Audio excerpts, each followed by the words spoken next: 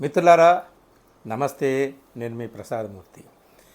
మొత్తానికి కేజ్రీవాల్ రాక ఆమ్ ఆద్మీ పార్టీ నాయకులకు, ప్రతిపక్షాల నాయకులకు అందరికీ కూడా పండగే. కానీ ఆయన రావడం ఏమో కానీ వస్తూ ఆయన ఒక పెద్ద బాంబు పేల్చాడండి.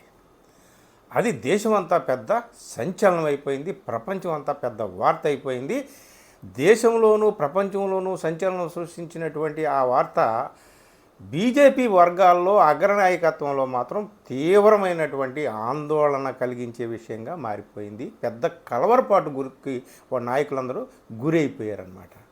ఆయన తీహార్ జైలు నుంచి రావడమే కార్యకర్తల సమరోత్సాహం మధ్యన, కార్యకర్తల నినాదాల మధ్య ఆకాశం తాకేటటువంటి వారి ఆనందోత్సాహాల మధ్య ఆయన అద్భుతమైనటువంటి ప్రసంగాన్ని చేశాడు. ఆ ప్రసంగంలోనే ఈ బాంబు పేల్చాడు. ఇంతకీ ఏమిటా బాంబు అంటారా? ప్రధాని నరేంద్ర మోడీ సెప్టెంబర్ 17వ తేదీ, వచ్చే సెప్టెంబర్ 17వ తేదీన ఆయన 75 సంవత్సరాలు పూర్తి చేసుకుంటున్నాడు. ఇక ఆ సందర్భంగా ఆయన రిటైర్ అవుతాడు.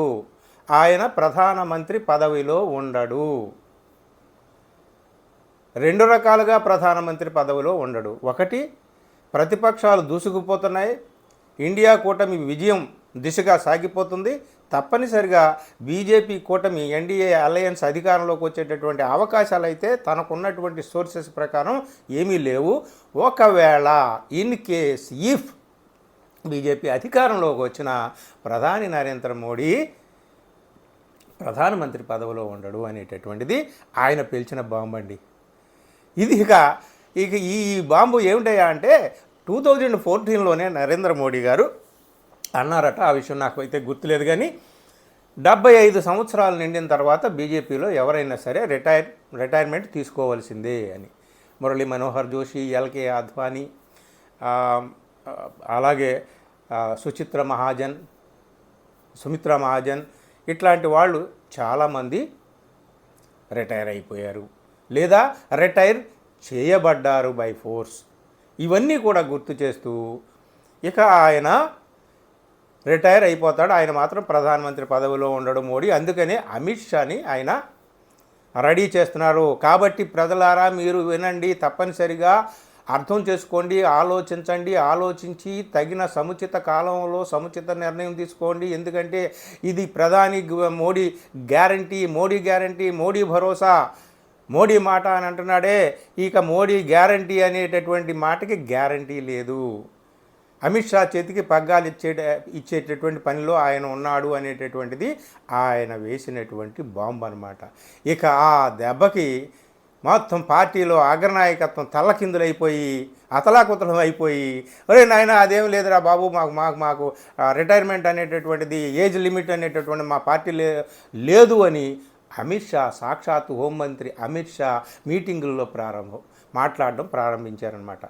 చూడండి ఎంత డిఫెన్స్లో పడిపోయారు. ఒకే ఒక్క మాట కేజ్రీవాల్. అందుకనే కొంతమంది ప్రమాదకరమైనటువంటి వ్యక్తులు ఉంటారు, ఎన్నికల్లో వాళ్ళు ప్రచారం చేస్తే మనకే ఈనుకలు కూడా దక్కవు అని చెప్పే అట్లాంటి వాళ్ళని జైల్లో కూర్చోబెట్టడానికి ఏలికలు మన బీజేపీ నాయకులు అన్ని ప్రయత్నాలు చేశారు. కానీ సుప్రీంకోర్టు పుణ్యం అంట కేజ్రీవాల్ బయటకు వచ్చాడు. బయటకు రాగానే ఈ బాంబు వేశాడు. ఇంకొక మాట అండి, ప్రధాని నరేంద్ర మోడీ అమిత్ షాకు రాసినట్టుగా ఒక లేఖ సర్క్యులేట్ అవుతుంది మీడియాలో, చాలా వైరల్ అయింది. అది కూడా, ఆ లేఖ కూడా అమిత్ షాకి ఇక తనకు వీడ్కోలు తీసుకునేటటువంటి సమయం దగ్గర అయింది. ఇక ఈ పార్టీని, ఈ ప్రభుత్వాన్ని దేన్నైనా సరే నడపాల్సినటువంటి బాధ్యత, చూసుకోవాల్సినటువంటి బాధ్యత, అన్ని బాధ్యతలు అప్పచెప్తారే, రెస్పాన్సిబిలిటీస్ అన్నీ ఎక్కడికైనా వెళ్ళిపోయేటప్పుడు తండ్రి కొడుక్కి అప్పచెప్పినట్టు, పెద్దవాడైనటువంటి అన్న తమ్ముడికి అప్పచెప్పినట్టు ఆయన అమిత్ షాకి అప్పచెప్తూ బాధ్యతలు అప్పచెప్తూ ఒక ఉత్తరం కూడా రాసేటట్టు ఆయన పేరు మీద, ప్రధానమంత్రి నరేంద్ర మోడీ పేరు మీద, నరేంద్ర మోడీ సర్కార్ అని పేరు మీద అమిత్ షాకి ఒక లెటర్ రాసినట్టుగా అది సర్క్యులేట్ అవుతుందండి. అదొకటి కూడా ఈ విషయాన్ని రూఢి చేస్తుంది. అందుకనే మోడీ గ్యారంటీ ఏమీ కాదు, మోడీ గ్యారంటీ అనేటటువంటిది ఉండదు, ఆయన ఇచ్చిన ఏ మాటకి కూడా విలువ ఉండదు, అంతా అమిత్ షా భుజాల మీదకి వెళ్ళిపోతుంది, అమిత్ షా నేను ఇవ్వలేదు కదా అని అంటాడు అని చెప్పి ఆ మాట, ఆ నెరేటివ్ ఏదైతే కేజ్రీవాల్ పేల్చాడో బాంబు, అది వెళ్ళిపోయిందనమాట.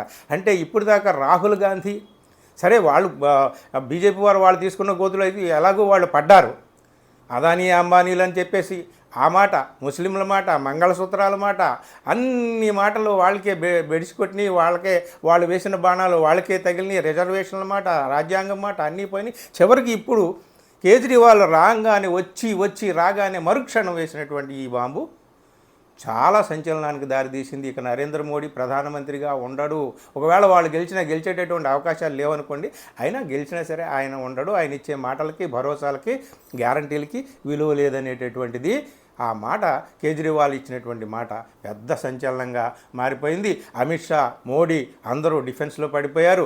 దాన్ని ఇప్పుడు అట్లాంటిది ఏమీ లేదని సమర్థించుకుంటున్నారు. చూడాలి ఈ మాట ప్రభావం దేశం మీద ఇక ఎంతవరకు ఉంటుందో చూడాలి. అసలే ఈ 20 రోజులు కేజ్రీవాల్ మొత్తం దేశమంతా కూడా సంచరిస్తానంటున్నాడు, పర్యటిస్తానంటున్నాడు. తప్పనిసరిగా ఇండియా బ్లాక్కి విజయం సాధించి పెడతాను నేను అని చెప్పి ఆయన సింహంలా గర్జిస్తున్నాడు. అన్ని మాటలు ఎలా ఉన్నా ఈ మోడీ గ్యారంటీ అనేటటువంటిది ఉండదు, ఆయన రిటైర్ అయిపోతున్నాడు అని చెప్పినటువంటి మాటే చాలా పెద్ద బాంబు. చూద్దాం దీని ప్రభావం ఎలా ఉంటుందో. Thank you very much.